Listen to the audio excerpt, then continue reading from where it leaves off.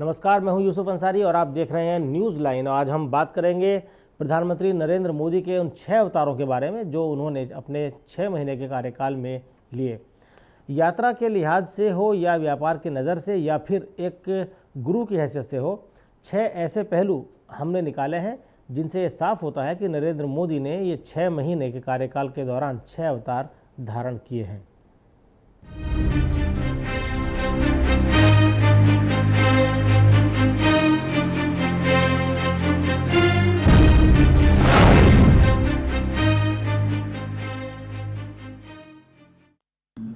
वक्त के साथ साथ बहुत कुछ बदलता है, ख़ास तौर से राजनेताओं में यह बदलाव बहुत तेज़ी से होता है।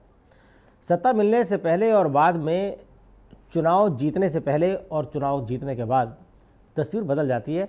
लेकिन देश के प्रधानमंत्री नरेंद्र मोदी ने जिस तेज़ी से पिछले 6 महीने में अपने रूप बदले हैं वो बहस तलब है, क्योंकि पिछले 6 महीने में प्रधानमंत्री नरेंद्र मोदी एक दो नहीं बल्कि आधा दर्जन रूप देश और दुनिया को दिखा चुके हैं।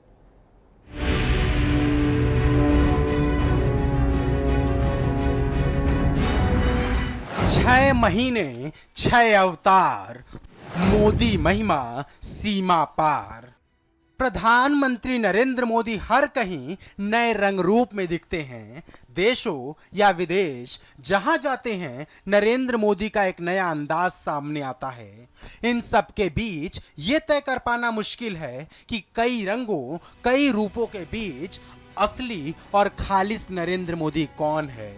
उनके प्रशंसक भाव विभोर हैं, आलोचक चकित हैं और विश्लेषक भ्रमित हैं। यात्री मोदी। 180 दिनों के कार्यकाल में प्रधानमंत्री नरेंद्र मोदी 32 दिन विदेश यात्रा पर रहे। अमेरिका से ऑस्ट्रेलिया और नेपाल से फिजी तक, जम्मू कश्मीर से त्रिपुरा और देश के इस पार से उस पार तक की यात्रा विदेश यात्रा से अलग है। इन यात्राओं से देश को क्या हासिल हुआ, इस पर बहस जारी रहेगी, लेकिन विपक्षी दल इसी वजह से उन्हें एनआरआई प्रधानमंत्री कहने लगे। सीईओ मोदी। विदेश यात्रा के दौरान कई मौकों पर प्रधानमंत्री नरेंद्र मोदी राजनीति कम किसी बड़ी कंपनी के सीईओ के रूप में ज्यादा दिखे। लक्ष्य निर्धारित करना और उसे तय सीमा में हासिल करने के लिए पूरी ताकत से जुट जाना, राजनीति के मैदान में भी उन्होंने कुछ ऐसा ही किया। पहले लोकसभा के लिए मिशन 272 प्लस और अब जम्मू कश्मीर के लिए मिशन 44 प्लस का लक्ष्य तय करना नरेंद्र मोदी के सीईओ अवतार की ही लीला है। व्यापारी अवतार। खुद को गुजराती व्यापारी कहने वाले नरेंद्र मोदी ने मेक इन इंडिया का जुमला गढ़ा। मेक इन इंडिया में अब तक कुछ खास नहीं हुआ, लेकिन उनके जुमलों ने उन्हें आर्थिक सुधारों का सबसे बड़ा पैरोकार बना दिया। यह बात और है कि जुमलों से निवेश नहीं बढ़ सकता। लुक ईस्ट का स्लोगन जुबान पर लिए मोदी का व्यापारी अवतार बड़े ही नहीं बल्कि छोटे देशों की ओर भी देख रहा है। गुरु अवतार। जगह चाहे कोई हो और मंच चाहे जैसा, लेकिन नरेंद्र मोदी हर कहीं गुरु के रूप में ही अवतरित होते हैं। नेपाल को संविधान बनाने की सलाह हो या लड़कियों की सुरक्षा का सवाल, हर कहीं मोदी गुरु मुद्रा में अपनी बात रखते हैं। लाल किले से हर घर शौचालय का ज्ञान दिया और बाद में हाथों में खुद झाड़ू उठा ली।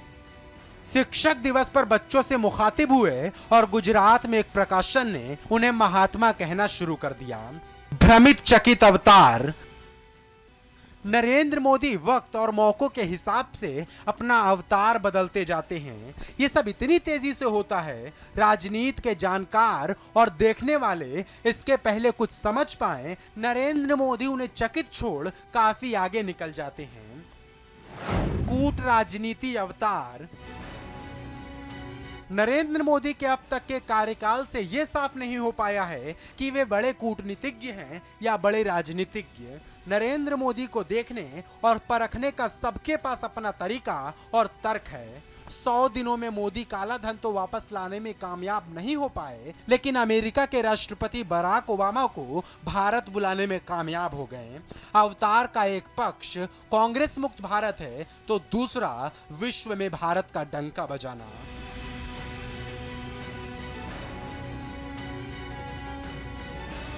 6 महीने में नरेंद्र मोदी 6 अवतार ले चुके हैं और आने वाले दिनों में उनके कई नए अवतार भी देखने को मिल सकते हैं। लेकिन बड़ा सवाल ये कि इन अवतारों से देश की बिगड़ी हालत सुधरेगी? क्या देश का विकसित अवतार दुनिया में देखने को मिलेगा? इस पर भी नजरें टिकाना जरूरी है।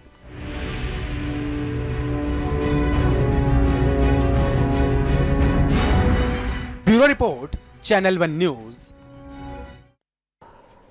ये थी कुछ झलकियां जिसमें पिछले 6 महीने के कार्यकाल के दौरान नरेंद्र मोदी अलग अलग रूपों में और अलग अलग मौक़ों पर अलग अलग तरह से बिहेव करते नजर आए हैं। और इस अहम मसले पर 6 महीने में प्रधानमंत्री के 6 अवतार, 6 अलग अलग किस्म की उनकी धारणाएं, इस पर चर्चा करने के लिए हमारे साथ स्टूडियो में बेहद खास मेहमान मौजूद है। हमारे साथ वरिष्ठ सामाजिक कार्यकर्ता और राजनीतिक विश्लेषक JR शरण हमारे साथ हैं। बीजेपी नेता दीपिका शर्मा हमारे साथ हैं, प्रवक्ता हैं। और हमारे राजनीतिक संपादक मनोज वर्मा हमारे साथ हैं और हमारे वरिष्ठ पत्रकार सुजीत ठाकुर हमारे साथ हैं। तो शुरुआत करते हैं ये भी JR शरण साहब से।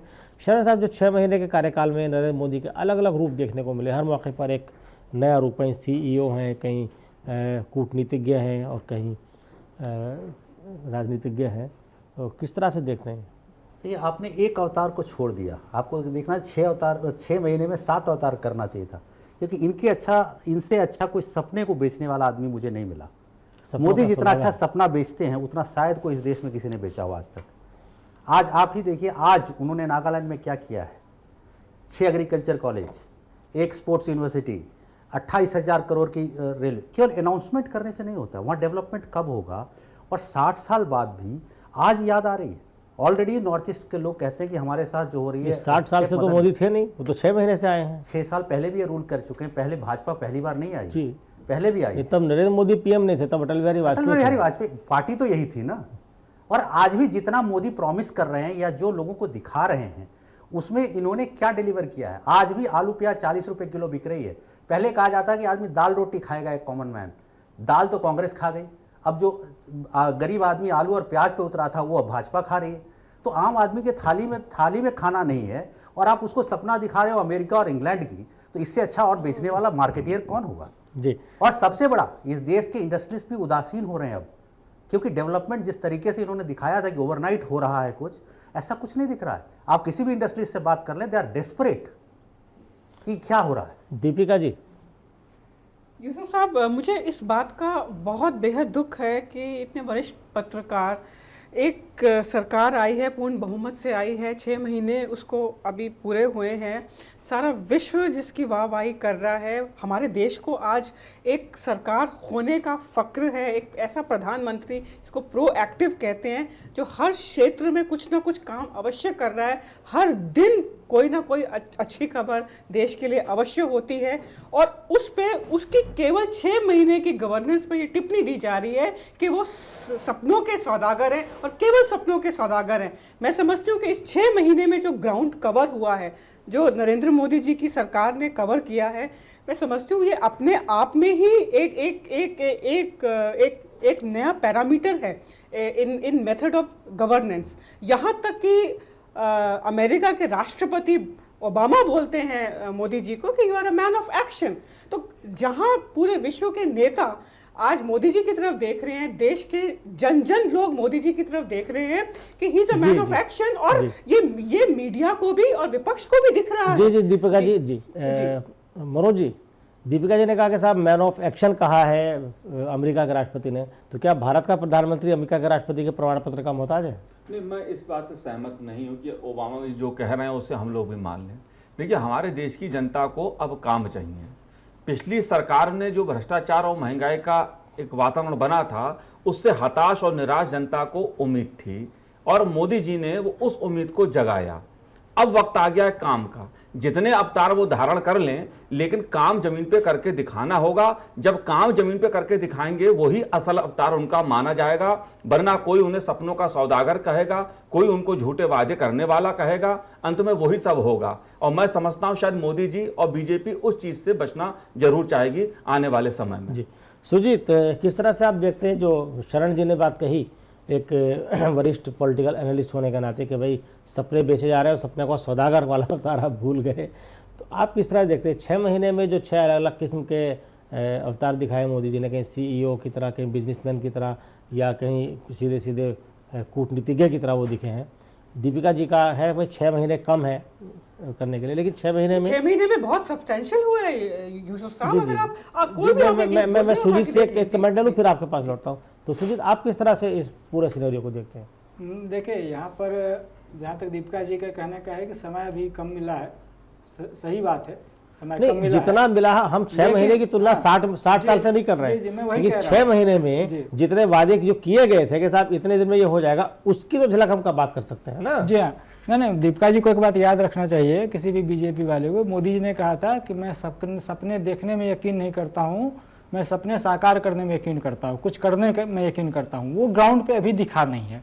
उन्होंने भूमिका बनाई है, दुनिया भर में विदेश जा रहे हैं, वहाँ वो कुछ कह रहे हैं, भारत में आ रहे हैं, वहाँ कुछ कह रहे हैं, संसद में उन्होंने सिर झुकाया एंट्री करते वक्त, लेकिन संसद की क्या गरिमा स्थापित कर पाए? संसद जैसे पहले चल रही, जैसे शोर शराबा हंगामा हो रहा था, वो अभी भी हो रहा है, वहाँ पर कुछ ग्राउंड पे हुआ नहीं। जो आम आदमी की बात कर रहे थे सरन साहब, आलू प्याज, उस फील्ड में भी कुछ हुआ नहीं। वहाँ पर महंगाई है, अभी भी कुछ दाम जरूर कम हुए हैं, नहीं कह सकते कुछ नई फसल की वजह से हुआ है, जो भी हुआ हो, लेकिन वो अभी राहत देने वाली स्थिति में नहीं है। दूसरी बात है कि जितने 6 रंग दिखा रहे हैं, आप बोले जा रहे हैं 6 रंग क्या, अगर 12 महीने रुक गए तो 12 अवतार दिख जाएंगे, लेकिन सवाल है 6 रंग दिखाए आपने, 2 पर ग्राउंड पे कर देते तो हमें लगता है कि आपने कुछ कंक्रीट किया है, जो अभी दिख नहीं रहा है हमें। दीपिका जी, जो सुजीत ने भी कहा कि भाई ठीक है, आपने 6 महीने में बहुत सारे अवतार दिखा दिए, बहुत सारी बातें कर ली, भाषण लंबे लंबे हो गए, लेकिन कुछ कर देते, 2 काम कर देते, कोई 1 काम कर देते, तो वो नहीं दिख रहा है। देखिए, कौन सा काम नहीं किया है या कौन सा काम शुरुआत नहीं की है। यूसुफ साहब, अगर आप कोई भी सरकार की योजना उठा के देख लें, चाहे प्रधानमंत्री जन धन योजना हो, आज़ादी के 66 साल बाद भी अगर 50% पॉपुलेशन के पास बैंक अकाउंट्स नहीं है और सरकार एक बहुत बड़ी मुहिम चला रही है, और आपको ये पता होगा कि मेरे ख्याल से कितने खाते हो गए, 5.3 करोड़ या 6.3 करोड़, इतने खाते हो गए हैं, 1500 करोड़ उसमें जमा हो गए हैं। देखिए, ये हंसने का विषय नहीं है, मैं दूसरी वजह से हंस रहा हूं। ये आंकड़े हैं। देखिए, एक मुहिम चलाई जा रही है कि जो अंत उदय, जो देश का सबसे गरीब व्यक्ति है, वो भी गवर्नेंस में, और वो भी अच्छे गवर्नेंस मॉडल में इंक्लूड हो। ये सरकार केवल अपर लेयर के लिए नहीं, 10 साल से पॉलिसी पैरालिसिस था। अभी हमारे सीनियर जर्नलिस्ट ने कहा कि संसद की गरिमा क्या सरकार की जिम्मेदारी है? जिस विपक्ष को इतने मेंबर ऑफ पार्लियामेंट नहीं मिले कि उनको एक लीडर ऑफ ऑपोजिशन मिल सके, वो, और साथ में ममता बनर्जी की टीएमसी जो शारदा स्कैम में फंसी हुई है, जो बर्दवान टेररिज्म में फंसी हुई है, और जो जिसने देश के साथ द्रोह किया है, एक किस्म से देखा जाए, वो अगर संसद की मर्यादा नहीं रखते हैं तो इसमें सरकार की गलती कहां से हो गई? तीसरी बात, आपके प्रोग्राम में आपने टाइटल दिया 6 महीने 6 अवतार। देखिए, जो आपने ये सो कॉल्ड आपने अवतार दिखाए, मैं ये समझती हूँ एक प्रधानमंत्री होने के नाते, चाहे वो विदेश यात्रा करें, विदेश नीति करें, चाहे वो यहाँ पे संसद संभालें, चाहे वो इन्वेस्टमेंट लाए देश के अंदर, ये सारे उनके म्यूचुअली इंक्लूसिव काम है एक प्रधानमंत्री के। आप उनको अलग अलग कंपार्टमेंट और सेक्शन में नहीं देख सकते। अगर 12 महीने बीतेंगे तो 12 अलग सेक्टर्स में काम होगा। दीपिका जी, उस पे कहीं वो नहीं है, ये तो हम तो उनकी षटमुखी प्रतिभा सामने ला रहे हैं जी। जो 6 महीने में प्रधानमंत्री की जो षटमुखी प्रतिभा है, उसको लाने का प्रयास किया है, सफल हो पाएगा बात बताएगा जी। मैं आपने जो कहा, मैं उस पर अभी शरण साहब से लेना चाहूंगा, बहुत मुस्कुरा रहे थे। दीपिका जी ने कहा कि साहब आधी आबादी के पास खाता नहीं था। खाते तो आपके पास भी 4-5 होंगे, मेरे पास भी 4-5 खाते हैं। क्या सिर्फ खाता हो जा रहा डेवलपमेंट में शामिल हो जाने की निशानी? उसमें पैसा कहां से आएगा? 40% इस देश के ऐसे लोग हैं जिनके पास खाना नहीं है जी। वो खाता लेके क्या करेंगे? और जहां तक अगर कैश सब्सिडी की आप बात करते हैं, तो चाहे वो एनसीआर के इलाके में जो खेतिहर लोग थे जिनको मुआवजा मिला, या वो जो जितने डैम्स बने हैं, चाहे उड़ीसा में हो चाहे पंजाब में हो, वहाँ के किसानों को जो मुआवजा मिला, उसके बाद उन लोगों का क्या हुआ, ये हम लोग के सामने है। इसलिए कैश बेनिफिट कभी भी उस आदमी तक नहीं पहुंचता, और पहुंचता भी है तो उसका फायदा नहीं पहुंचता। इसलिए ये कहना कि हम बैंक अकाउंट खोल के उनका पेट भर देंगे, ये मुझे नहीं लगता कहीं से भी सच्चाई है, और ना ही हमारे 67 इयर्स ऑफ इंडिपेंडेंस में कभी भी ये सक्सेसफुल हुआ है। मैंने आपको यूसुफ चार साहब, example, food security bill in place है। पब्लिक डिस्ट्रीब्यूट पीडीएस में जो प्रॉब्लम्स आ रही हैं उसी के लिए बैंक खाते खोले गए हैं ताकि डायरेक्ट कैश ट्रांसफर गरीब आदमी को हो। जो पीडीएस में जो लीकेजेस होती है, करप्शन और भ्रष्टाचार होता है, उसको रोकने के लिए ही मेनली खाते खोले गए हैं ताकि गरीब आदमी के डायरेक्टली उसके बैंक में पहुंचे। मैं समझती हूं कि आधार कार्ड के ऊपर ये एक बहुत बड़ी मुहिम है सरकार की, जहां पे 50% पॉपुलेशन जो थी वो आपके बेनिफिट से ही जो सरकार बेनिफिट देती थी। राजीव गांधी ने खुद कहा था कि 1 रुपए में से 5 मेरे से 5 पैसे कहा था, 15 पैसे उसको पहुंचते हैं। तो मैं ये समझती हूँ कि खाता खुलना, फिर उनकी अन्य योजनाएं come and make in India क्यों है? क्योंकि हर साल देश के अंदर 1 करोड़ अनएम्प्लॉयड लोग ऐड हो रहे हैं वर्कफोर्स में। ऑलरेडी 10 करोड़ है और हर साल 1 करोड़ ऐड हो रहे हैं। मैं समझती हूँ देश के अंदर इतनी बेकारी है और इतनी अनएम्प्लॉयमेंट इस हाई लेवल पे है, अगर प्रधानमंत्री ये सिंगल विंडो नहीं बनाएंगे और रिफॉर्म्स नहीं लाएंगे गवर्नेंस में, ये स्किल एम्प्लॉयमेंट नहीं लाएंगे, मैं समझती हूँ नौकरियां जनरेट नहीं होंगी। और जिस देश में नौकरी जनरेट नहीं होती और आपको पढ़े लिखे बेरोजगार मिलते हैं, वो देश कभी भी उन्नति नहीं कर सकता। जी मनोज जी, दीपिका जी ने कहा साहब हम मेक इन इंडिया हमने बनाया, रोजगार जनरेट करने की कोशिश होगी। मुझे याद आया कि जब प्रधानमंत्री अमेरिका जा रहे थे सितंबर में, तो उन्होंने यहाँ तो ये कहा कि भाई हम जाएंगे और अब हमारा जो ब्रेन ड्रेन होता है अमेरिका में, हमारा जो ब्रेन पड़ा हुआ है उसे हम वापस लाएंगे।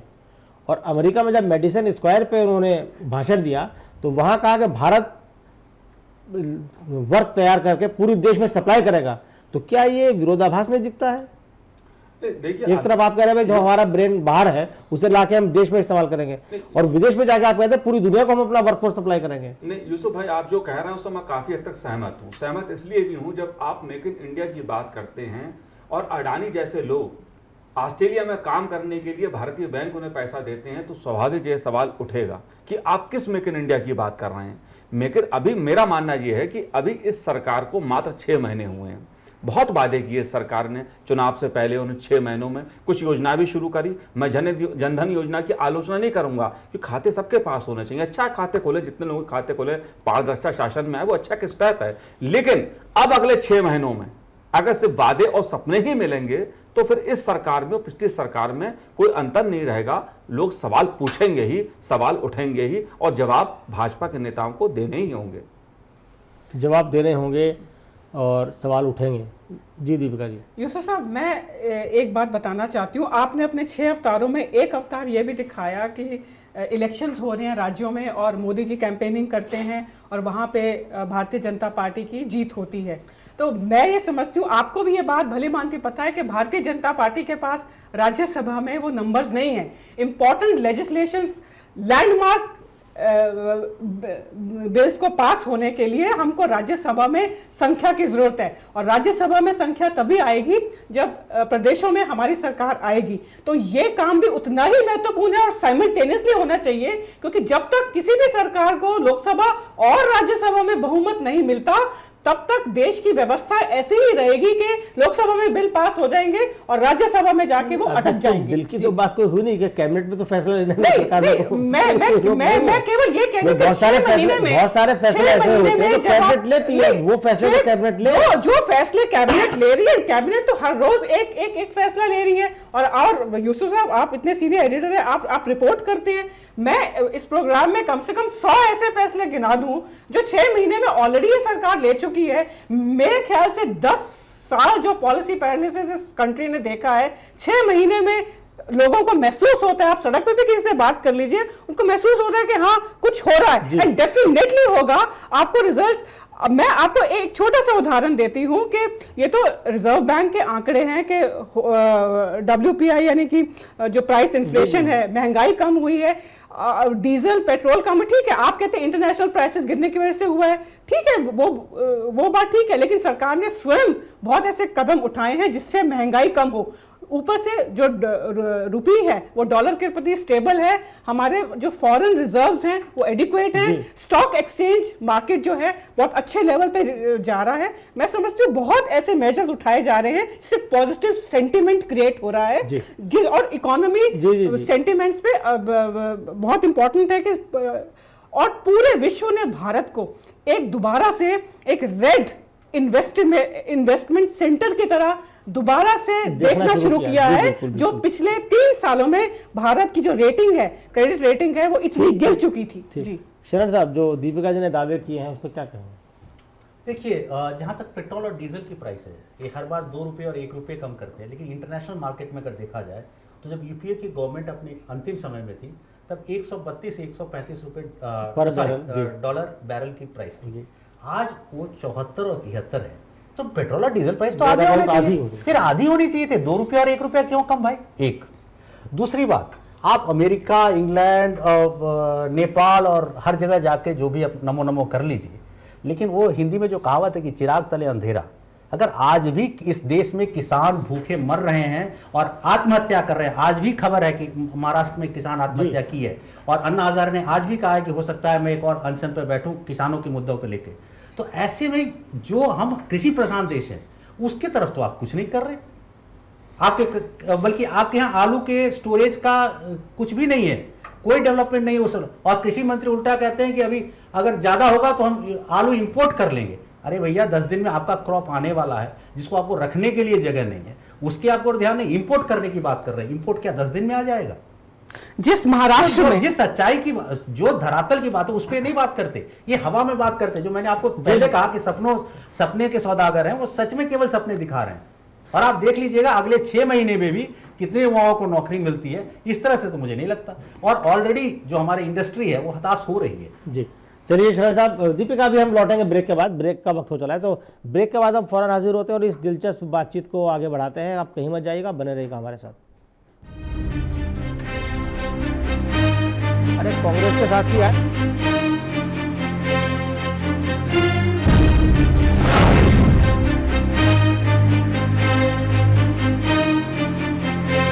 ब्रेक के बाद आपका एक बार फिर स्वागत है हमारे इस खास कार्यक्रम में न्यूज़लैंड में, जिसमें हम आज चर्चा कर रहे हैं नरेंद्र मोदी के 6 महीने में लिए गए 6 अवतारों की। तो नरेंद्र मोदी के 6 अवतार हैं, लेकिन मोदी सरकार का 7वां अवतार भी है और इस अवतार को बनाया गया है कांग्रेस की तरफ से। कांग्रेस ने आज प्रेस कॉन्फ्रेंस करके मोदी सरकार के उन यू टर्न्स को गिराया जो सरकार ने 6 महीने के दौरान लिए हैं। इसके लिए कांग्रेस ने एक बुकलेट भी जारी की है जिसमें ये समझाने की कोशिश की गई है कि किस किस तरह से मोदी सरकार ने उन मुद्दों पर यू टर्न लिया है जिनका वादा करके वो सत्ता में आई थी।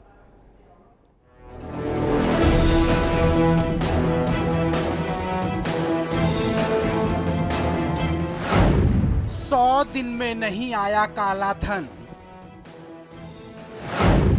किताब से निशाना, आक्रामक हुई कांग्रेस, 6 महीने पार यू टर्न सरकार। कांग्रेस के कर्णधारों के हाथ में किताब और चेहरे पर मुस्कान। ये विमोचन किसी साहित्यिक या फिर घोषणा पत्र वाली किताब का नहीं हुआ। इस किताब में मोदी सरकार के 6 महीनों की धज्जियां उड़ाई गई हैं। किताब के विमोचन की कहानी पहले से तय की गई थी, मीडिया को सूचना दी गई थी और जब कार्यक्रम शुरू हुआ तो शुरू हुआ मोदी सरकार के यू टर्न गिनाने का दौर। हमारी ये कोशिश है कि हम लोग आप सब लोगों के माध्यम से देश की जनता को बताएं, और ये फैक्चुअल बुक है।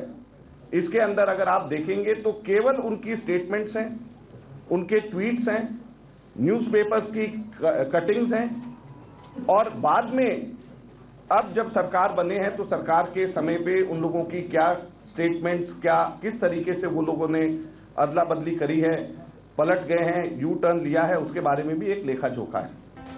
U turn 1, U turn 2, U turn 3 और ऐसे करते करते यू टर्न की संख्या पहुंच गई पूरी 22 तक। 22 तो कम थे, माकन ने कहा बाकी के छूट गए हैं, बाद में बतलाएंगे।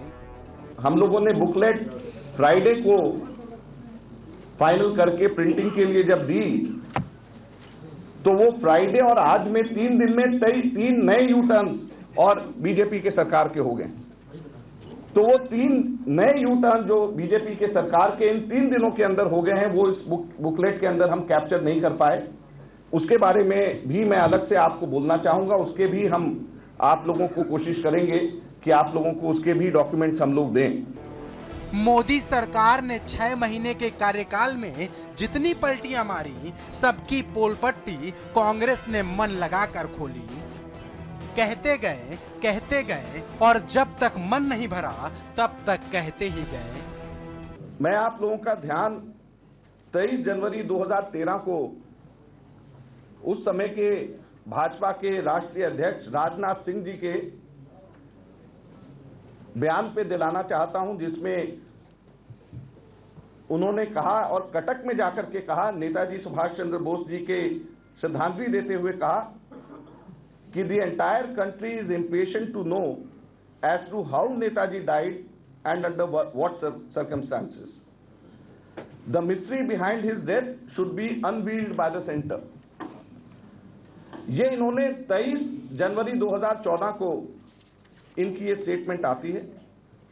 और हैरानी की बात यह है कि 6 महीने भी नहीं गुजरते हैं आज के न्यूज़पेपर्स के अंदर जब एक्टिविस्ट ने, आरटीआई के एक्टिविस्ट ने जब आरटीआई के जरिए से राजनाथ सिंह जी के उस बयान के भरोसे पे जब जवाब मांगा तो 39 फाइलें, 39 फाइल्स नेताजी के बारे में जो उनकी डेथ के सर्कमस्टेंसेस के बारे में हैं, उसको देने से केंद्र सरकार ने मना कर दिया। इस बुकलेट में सरकार की अहम नीतियों पर निशाना साधा गया। इंश्योरेंस सेक्टर में एफडीआई 26% से बढ़ाकर 49% करना, देश में समान वस्तु और सेवा कर लाना, भूमि अधिग्रहण और फूड सिक्योरिटी कानून, राइट टू फूड, मनरेगा और आधार कार्ड पर सरकार के बदले हुए स्टैंड के साथ साथ परमाणु करार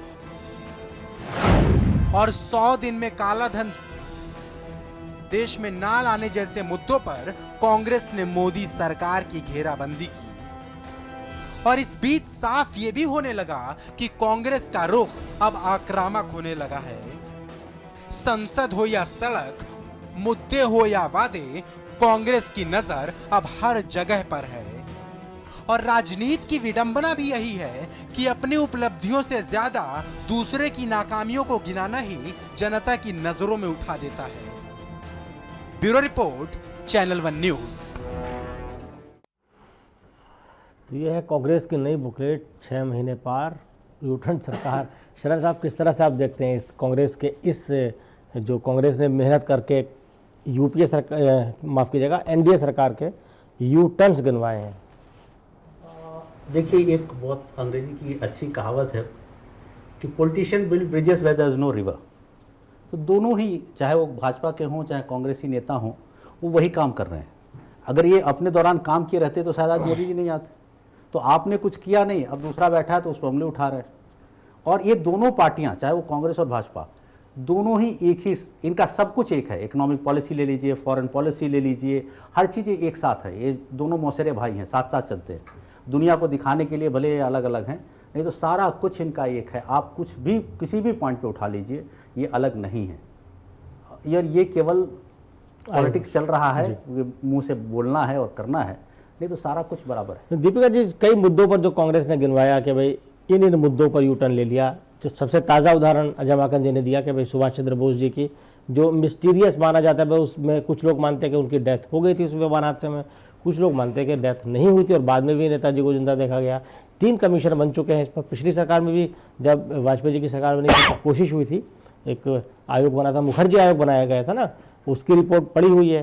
तो कांग्रेस सरकार कहती थी कि साहब ये रिपोर्ट हम जारी नहीं कर सकते, देश हित में नहीं होगा। अब आपकी सरकार भी वही कह रही है, तो ये यू टर्न क्यों? देखिए यूसुफ साहब, सबसे पहले तो मैं, शरण साहब ने जो कहा है कि कांग्रेस और बीजेपी में कोई फ़र्क नहीं है, और ये एक दूसरे की नीतियां फॉलो करते हैं और इनमें कोई फ़र्क नहीं है, चाहे कांग्रेस आए चाहे बीजेपी आए सेंटर में आए। मैं समझती हूँ ये बहुत ही एक नकारात्मक, एक बहुत पेसिमिस्टिक व्यू है, क्योंकि कांग्रेस और बीजेपी में 180 डिग्री का फ़र्क है। जो 10 साल यूपीए की सरकार आपने देखी कि जिस प्रकार से कैबिनेट और प्रधानमंत्री की गरिमा अंडरमाइन की गई और 10 जनपद अनेक जो रेप्यूटेड ब्यूरोक्रेट्स हैं उन्होंने किताबें भी इसके ऊपर लिखी, प्रमाण है उन किताबों में कि किस प्रकार से प्रधानमंत्री और उसके कैबिनेट की गरिमा नहीं रखी गई, डिसीजंस कहीं और एक्स्ट्रा कॉन्स्टिट्यूशनल अथॉरिटी लेती गई। वो तो जिनके साथ उन्होंने किताबें लिख दी मार्केट में है। जब ये कहा जाता है कि कांग्रेस और भाजपा में कोई फर्क नहीं है, जो पॉलिटिक्स ऑफ इंटाइटलमेंट है, जो कांग्रेस की नीति हमने है, माना फर्क है, हमने मान लिया फर्क है और 180 डिग्री का फर्क है, बहुत ज्यादा 180 डिग्री का फर्क है। जो 6 महीने में आपने एक जिसको कहते हैं पॉलिसी एक्टिवेशन जो आपने देखी है कि आम आदमी को लग रहा है कि कोई सरकार है, कोई प्रधानमंत्री है, कोई सरकार है। जो स्पेसिफिक इशू अभी आज हम आकर नेताजी के ऊपर देखिए, नेताजी की जयंती 23 जनवरी 2013 को कटक में जाके तब के बीजेपी अध्यक्ष राजनाथ सिंह कहते हैं कि देश को अधिकार है कि नेताजी की उस मिस्ट्री के बारे में जानने का और हम सत्ता में आएंगे तो बताएंगे। अब सरकार क्यों इनकार करती है? यूसुफ साहब, ऐसा है सरकार की तरफ से जो बयान आया है, आप क्षमा करें आज मैंने वो पढ़ा नहीं है, किस मंत्री ने बयान दिया है, किस मंत्रालय से आया है, पीएमओ से आया है, कहां से आया है? नहीं, ये होम मिनिस्ट्री से ने कहा कि नहीं, उनको उन दस्तावेजों को जारी करना जो है देश हित में नहीं है, जो पहले कांग्रेस कहा करती थी। देखिए उसी तरह का बयान है काले धन के मुद्दे पर। देखिए राजनाथ सिंह नहीं यूसुफ साहब, आपको ये समझना पड़ेगा, मैं होम मिनिस्ट्री के बयान को डिफेंड नहीं कर रही, पर मैं सबसे पहले उसका बयान पढ़ूंगी, परंतु मैं एक टिप्पणी जरूर देना चाहूंगी कि राजनीतिक व्यवस्था या देशों के बीच में संबंध जो है वक्त पे बदलते हैं, जो इसी को इंटरनेशनल डिप्लोमेसी कहते हैं। आपको नहीं देखिए, जो यूपीए सरकार के जापान के साथ उस समय के रिश्ते थे, आप इस समय अगर आप एनडीए की सरकार को देखें, मोदी जी का जो पर्सनल रिलेशनशिप है जापानीज प्राइम मिनिस्टर के साथ, और जो आपने जापानीज विजिट में देखा कि किस प्रकार से जापान ने भारत का स्वागत किया, मैं समझती हूँ अंतरराष्ट्रीय रिश्ते वक्त पे बदलते हैं। अंतरराष्ट्रीय कूटनीति दीपिका जी, नरेंद्र मोदी का जापान के प्रधानमंत्री ने बहुत बढ़िया स्वागत किया, लेकिन उसी जापान ने डॉक्टर मनमोहन सिंह को जो जापान का सबसे बड़ा सिविलियन अवार्ड है वो भी दे दिया है।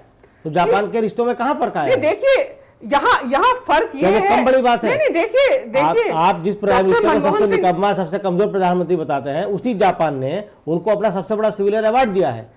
नहीं देखिए, जापान अगर डॉक्टर मनमोहन सिंह को अपना हाईएस्ट सिविलियन अवार्ड देता है तो वो डॉक्टर मनमोहन सिंह की पर्सनल कैपेसिटी पे देता है, not as prime minister of India.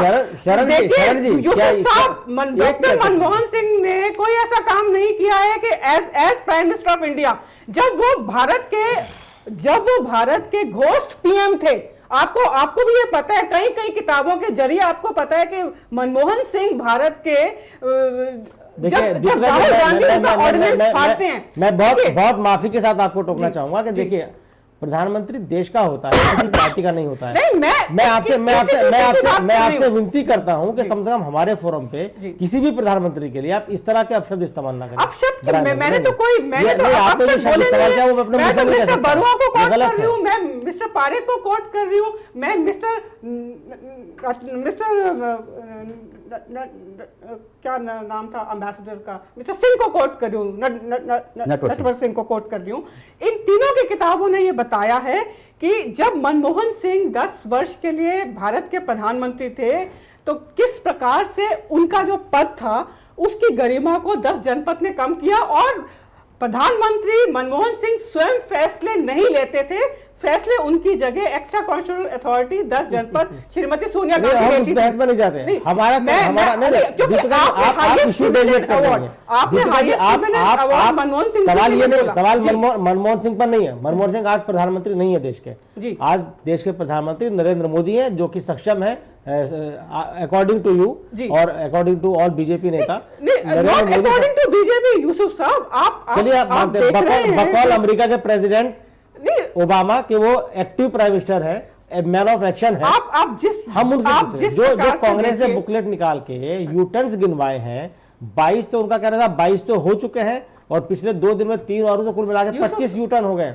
Yusuf 6 महीने में 25 यूटर्न। यूसुफ साहब, कांग्रेस किस नैतिक आधारता पे ये बुकलेट निकाल रही है?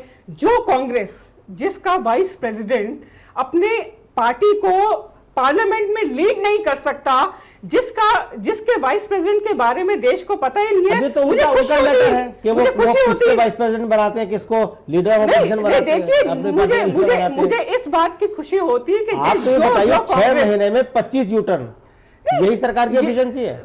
आप जिसको यू टर्न बोल रहे हैं, सबसे पहले तो वो यू टर्न कतई नहीं है। चलिए ठीक है। मनोज, क्या वाकई यू टर्न नहीं है जो आज कांग्रेस ने जो प्रेस कॉन्फ्रेंस करके बताया है कि भाई 22 ये हो चुके, 3 और हुए? क्या दीपिका जी कह रही हैं कि साहब वो यू टर्न नहीं है? देखिए, सत्ता और सहमत आप? नहीं, सत्ता और विपक्ष में रहते हुए यही थोड़ा सा अंतर होता है कि जब विपक्ष में होते हैं तब हम कुछ और कहते हैं, सत्ता में आते हैं तब हम कुछ और करते हैं। ये एक अंतर होता है। जैसे आज कांग्रेस पार्टी के पास कोई काम ही नहीं है, अभी 1 किताब लिखी है, कल को 2 किताब और लिखेंगे, कोई काम बचा नहीं है करने के लिए। इसी प्रकार बीजेपी के कुछ नेताओं ने भी बहुत उत्साह में चुनाव के दौरान बड़े बड़े वादे किए थे। अब चूंकि वो सत्ता में आए हैं तो सत्ता की हकीकत और जो सीमाएं होती हैं वो उसका उनको एहसास हो रहा है। लिहाजा जिसे कांग्रेस यू टर्न कह रही है, तो मैं समझता हूं कि वो जो उनको लग रहा है कि ये सीमाएं हैं, इस सीमाओं में रह के हम इतना ही काम कर सकते हैं, शायद वो हो सकता है लेकिन कुछ रास्ता निकालें। लेकिन ये एक यूसुफ भाई बिल्कुल सही है कि सत्ता की बोली कुछ और होती है, विपक्ष में रहते हुए बोली कुछ और होती है। देश की जनता ये पिछले 65 साल से देख रही है। सत्ता की भाषा कुछ और, विपक्ष की भाषा कुछ और। लेकिन 6 महीने में अगर कांग्रेस ने 25 यू टर्न गिनवाए हैं तो उन 25 में हम मानते हैं 25 ना हो, लेकिन 6-7 तो यूटर्न होंगे। नहीं, लेकिन मैं मानता हूं कांग्रेस को यह कहने का अधिकार नहीं है। अगर हम कहें काले धन की बात कहें, कांग्रेस ने 10 सालों में काले धन के लिए क्या करा? सुप्रीम कोर्ट ने 6 साल पहले का एसआईटी बनाई है, नहीं बनाई, लेकिन इस सरकार ने बनाई। ऐसे तमाम उदाहरण हो सकते हैं। हाँ, यह कहना ठीक है कि 100 दिन में काला धन नहीं आया, इस पर कांग्रेस डिबेट कर सकती है, लेकिन कांग्रेस को कई मुद्दों पर बोलने का, सही कहा दीपिका जी ने, नैतिक अधिकार नहीं है। कांग्रेस का अधिकार छीन लिया गया है। नहीं, नैतिक ये नहीं कह रहा हूं मैं, तो कह रहा हूं कि कांग्रेस विपक्ष में रहते हुए 4 किताबें लिखे, उसका अधिकार है लिखना किताबें। इस समय उनके पास यही काम बचा है। लेकिन मेरा यह कहना है कि आप इस चीज को पूरा तरह खारिज कर दें कि बिल्कुल यू टर्न लिया, ये कांग्रेस पार्टी कह सकती है, लेकिन कांग्रेस पार्टी को भी जवाब देना है कि 10 सालों में जो आप काम नहीं कर सकते, आप 6 महीने में आप जवाब मांग रहे हैं। मनोज, बहुत सही बात आपने कही कि साहब जो कांग्रेस आज सवाल पूछ रही है उससे भी बहुत सारे सवाल पूछे जा सकते हैं। सुजीत जी, आपके पास हम आना चाहेंगे। जो कांग्रेस ने आज बुकलेट जारी की, क्या यही एक रचनात्मक विपक्ष है या यही एक मजबूत विपक्ष है की निशानी है?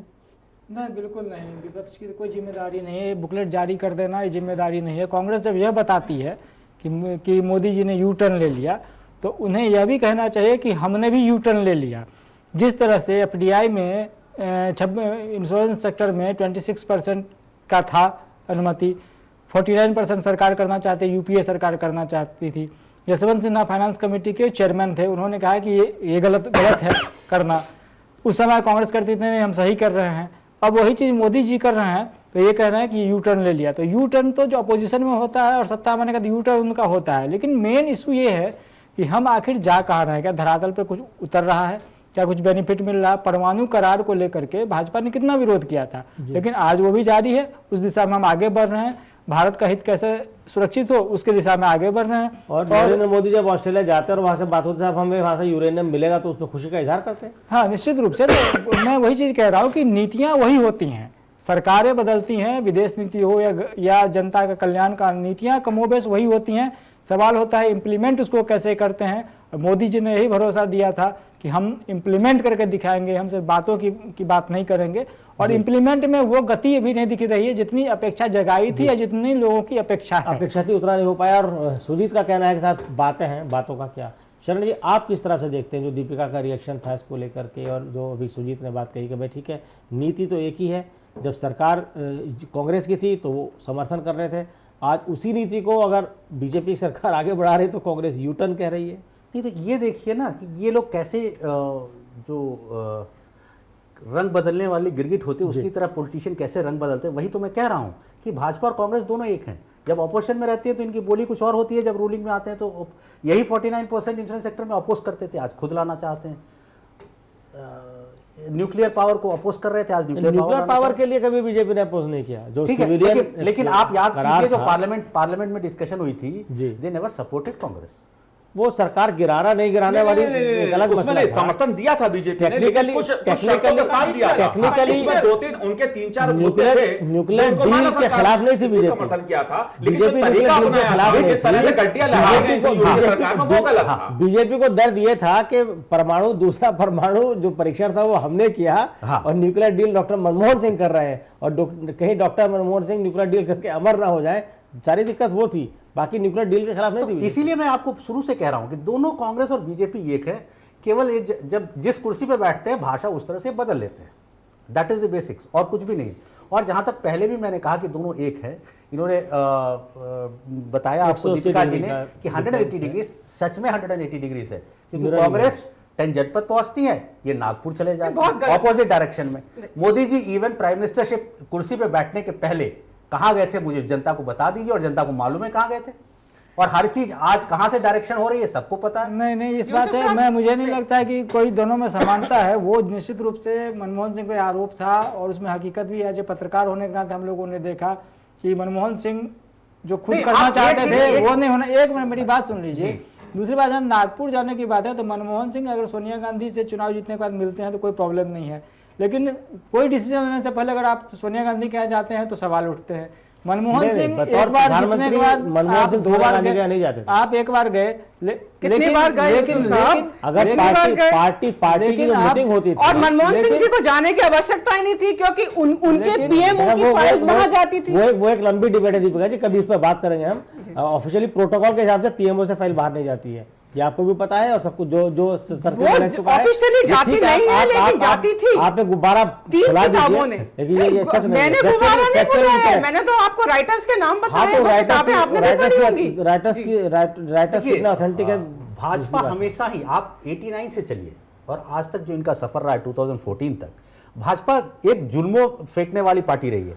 वो कोई ना कोई एक नारा फेंक देती है, उस पे लोगों को मोहित करती है और उससे सत्ता में आती है। शरण साहब, और यही बात है कि इस बहस के एकदम आखिरी पड़ाव पे आके कांग्रेस नेता अनुज हमारे साथ जुड़ गए हैं। चलिए एक आध सवाल तो उनसे भी ले लेते हैं। अनुज, बहुत बहुत स्वागत है आपका हमारे इस कार्यक्रम में। तो अनुज जी, 6 महीने में हम बात कर रहे हैं कि 6 महीने में कांग्रेस ने जो 6 महीने पर बीजेपी सरकार के कार्यकाल के 6 महीने पर कांग्रेस ने बुकलेट जारी करके कहा है कि जो मोदी सरकार है वो दरअसल यूटर्न सरकार हो गई है। ऐसा क्यों कर रहे हैं आप? देखिए, जिस तरह से जो है हमारे के देश के प्रधानमंत्री ने 6 महीने पहले और 6 महीने अपना 3-4 महीने जो 6 महीने इन्होंने किया है लोगों को भ्रमित करने के लिए, लाखों लोगों को इकट्ठा करके झूठी बातें सुना करके बरगला करके लोगों को और वोट बटोरे हैं और इतनी भारी संख्या में जो है बहुमत लेकर के आए हैं। आज हम उसी सच का आईना जो इनके सामने पेश कर रहे हैं कि जो माननीय प्रधानमंत्री जी ने और भारतीय जनता पार्टी के नेताओं ने जो लोगों से घोषणाएं करी थी और झूठे वादे किए थे और जिस वजह से इन्होंने जनता को भ्रमित किया, आज वही बातें उनके सामने रख रहे हैं। हमने कोई टाइम लिमिट इनके लिए नहीं तय करी थी, इन्होंने ही बड़ी बड़ी बातें करी थी कि अपने आप इन्होंने टाइम लिमिट फ्रेम तय कर दिया था कि हम 100 दिन में ये कार्य कर देंगे, हम 3 महीने में ये काम कर देंगे, 6 महीने हम देश के कायाकल्प कर देंगे, बदल देंगे। आज अपनी बातों से मुकर रहे हैं। अब तो ये इतना भी कह रहे हैं कि हमने ऐसा कुछ कहा ही नहीं, कई बातों के पीछे तो ये टाइम छोड़ करके इतना तक कह रहे हैं कि हमने इन बातों को कहा ही नहीं है। तो आज देश की जनता इनसे जवाब मांग रही है, हम उसी बातों का लेकर के लोगों के सामने लेके आ रहे हैं, लोगों को याद दिला रहे हैं और कुछ नहीं कर रहे हैं। आपके सवाल पर जवाब ले लेते दीपिका जी वो कह रहे हैं साहब आप ही ने टाइम फ्रेम रखा था और आप मुकर रहे हो। नहीं यूसुफ साहब, ये कौन कांग्रेस बोल रही है, कौन कांग्रेस बोल रही है? ये जो हारी है चुनाव में वही बोल रहे हैं। और किस नैतिक आधार पे आज कांग्रेस का दिवालापन आप देखिए कि कांग्रेस के पास आज मुद्दे नहीं है। नहीं, जो लोग कह रहे हैं उन पे जवाब दिया ना। देखिए कांग्रेस के पास तभी तो बुकलेट छाप रही है। कांग्रेस की क्रिटिसिज्म में कोई क्रेडिबिलिटी नहीं है, क्योंकि पूरा देश ये बात जानता है कि देश आज जिस हाल में पहुंचा है वो कांग्रेस की ही कृपा है और कांग्रेस की ही देन है देश के ऊपर। 2014 के चुनाव आखिरी चुनाव तो नहीं है ना, चुनाव तो और भी होंगे ना। नहीं, चुनाव अवश्य होंगे, ये चुनाव अवश्य होंगे। और मैं अनुज जी को बताना चाहती हूँ कि आज तो ये 44 में है, ये अपनी संख्या बचा के रखें, क्योंकि इस प्रकार से अगर नेगेटिव क्रिटिसिज्म होगा जिसकी कोई क्रेडिबिलिटी नहीं है तो फिर 44 से बढ़कर ये पता नहीं कौन से नीचे स्तर पे गिरेंगे। 4 रह सकते हैं, 4 हो सकते हैं, बिल्कुल हो सकते हैं, क्यों नहीं। देखिए आप हमारी 44 और 4 की चिंता मत कीजिए। ना कांग्रेस पार्टी ने इन बातों की कभी चिंता की कि हम लोग 4 पे रह जाएंगे, 44 पे रहेंगे या 400 पर आएंगे। में भी क्रेडिबिलिटी होनी चाहिए। आप देश को आपने देश को 66 साल तक बरगलाया है, भटकाया है। आपकी प्रधानमंत्री एक होती थी ऑनरेबल इंदिरा गांधी जी, आप क्या देश के प्रधानमंत्री में बोलती थी गरीबी हटाओ। आप 2013 में फूड सिक्योरिटी बिल इंट्रोड्यूस कर रहे हैं। 1971 में आपके प्रधानमंत्री श्रीमती इंदिरा गांधी जी ने स्लोगन दिया गरीबी हटाओ का, और 2013 में आप फूड सिक्योरिटी बिल पेश कर रहे हैं जहां आप 75% पॉपुलेशन के लिए फूड गारंटी दे रहे हैं। बहुत महत्वपूर्ण बात दीपिका जी ने कही। शरण साहब, क्या ये आरोप लगाकर बीजेपी आज अपने आप को बड़ी साबित कर सकती है? क्योंकि 77 में एक मिनट क्या अपनी जिम्मेदारी से बच सकती है? 77 में जो सरकार बनी थी उसमें भारतीय जनसंघ के नाते बीजेपी के तमाम बड़े नेता सरकार में मौजूद है, तब फूड सिक्योरिटी बिल क्यों नहीं आया? उसके बाद 89 में जब सरकार बनी वीपी सिंह की, तब बीजेपी के समर्थन से सरकार चली, तब फूड सिक्योरिटी बिल क्यों नहीं आया? 98 में या 13 दिन की जब सरकार बनी, 96, 98, 99, तब फूड सिक्योरिटी बिल नहीं आया। तो क्या अकेले 60 साल के में जो फूड सिक्योरिटी की बात उन्होंने कही, क्या अकेले कांग्रेस जिम्मेदार उसके लिए है? नहीं, मैं आपको बार बार यही कह रहा हूं कि जो रियल प्रॉब्लम है उसको कोई राजनीतिक पार्टी नहीं देखना चाहती, चाहे वो कांग्रेस हो या भाजपा हो। जो रियल प्रॉब्लम है, जो इस देश में 40% लोग जो एक टाइम खा के जीते हैं, उनके लिए कोई नहीं सोचता है। आज ये हजारों करोड़, जैसे आप पार्लियामेंट इलेक्शन में देखें कितने हजार करोड़ खर्चा हुए, वो पैसा कहां से आया? उन गरीबों को आप पेट पे लात मार रहे हैं, उनके वोट से आप जीतते हैं। नेता से पूछते हैं कि कहां से वो पैसा आया, उसके भी दीपिका जी को मैं आंसर करना चाहूंगा, उसके बाद आप जरा 1 मिनट मुझे दे दीजिए कि क्रेडिबिलिटी जहां तक किसी भी पार्टी का सवाल है, चाहे वो कांग्रेस हो या एक निर्दलीय एमपी भी अगर रेस करता है, तो डेमोक्रेसी में उसको भी राइट है रेस करना। आप उसको क्वेश्चन, उसकी क्रेडिबिलिटी को क्वेश्चन नहीं कर सकते हैं। Opposition has got its own place. आप ऑपोजिशन को इतना आराम से रोल आउट मत कीजिए। Opposition for the sake of opposition, ये नहीं हो सकता। अब आप सरकार में आ गए तो कोई बोलेगा नहीं। बीजेपी आपने बोलने की आजादी खत्म कर दी सबकी। कांग्रेस और बीजेपी दोनों की दिक्कत यही है कि they don't take criticism at all. क्योंकि इस सरकार को क्या बीजेपी की सरकार पूर्ण बहुमत से बनने का मतलब ये है कि सबको बोलने की आजादी छीन ली गई है? आप कैसी बात कर रहे हैं यूसुफ साहब? आप ही बोल रहे हैं, आप क्यों अधिकार है, इसको अधिकार है, उसको अधिकार नहीं बोल रहे हैं। जिस कांग्रेस का नैतिक आधार नहीं है, जिस कांग्रेस ने 10 साल में देश जब को बीजेपी की 2 सीटें रही तब तक बीजेपी बोलती नहीं थी। भारतीय जनता पार्टी को केवल 6 महीने हुए हैं सरकार में आए हुए, और इनके 25 यू टर्न्स इन्होंने आज खड़े कर दिए हैं। मैं कहती हूँ 25 के आप 250 यू टर्न्स खड़े कीजिए। आप केवल अपनी संख्या की। 1 मिनट मेरी बात सुन लीजिए। प्रधानमंत्री ने खुद कहा था कि मोदी जी ने कि कांग्रेस को आपने 60 साल दिए, हमें 60 महीने दीजिए। 60 महीने का 10% 6 महीना खत्म हो चुका है, कोई कंक्रीट चीज नहीं, उनके पास 90% ही बचे हैं वादा के अनुसार। लेकिन आप भी जानते हैं कि किस लेवल पे काम बढ़ रहा है आगे। आप एज ए जर्नलिस्ट जानते हैं कि किस लेवल पे काम बढ़ रहा है। मनोज जी संक्षेप में आपसे जानना चाहिए किस लेवल पे काम बढ़ रहा है? देखिए, मेरा मानना है चाहे कांग्रेस के लोग हैं, बीजेपी के लोग हैं, तीसरा पक्ष, मैं तो ये मानता हूं कि पिछले 60 साल में चाहे कोई भी राजनीतिक दल हो, उसने किसी ना किसी नाम पे ठगा है लोगों को। कभी गरीबी के नाम पे ठगा गया, कभी महंगाई हटाओ के नाम पे ठगा गया, कभी आम आदमी के नाम पे ठगा गया। इस देश में ये सियासत अब बंद होनी चाहिए, वायदों की और आरोप प्रत्यारोप की। काम होंगे, जनता का भला होगा, समाज का होगा, देश का होगा। जी बहुत बहुत शुक्रिया आप सभी मेहमानों का इस प्रोग्राम में जुड़ने के लिए। मोदी सरकार ने 6 महीने के दौरान जितनी भी योजनाएं बनाई, जितनी भी घोषणाएं की, सभी का जमकर प्रचार भी किया।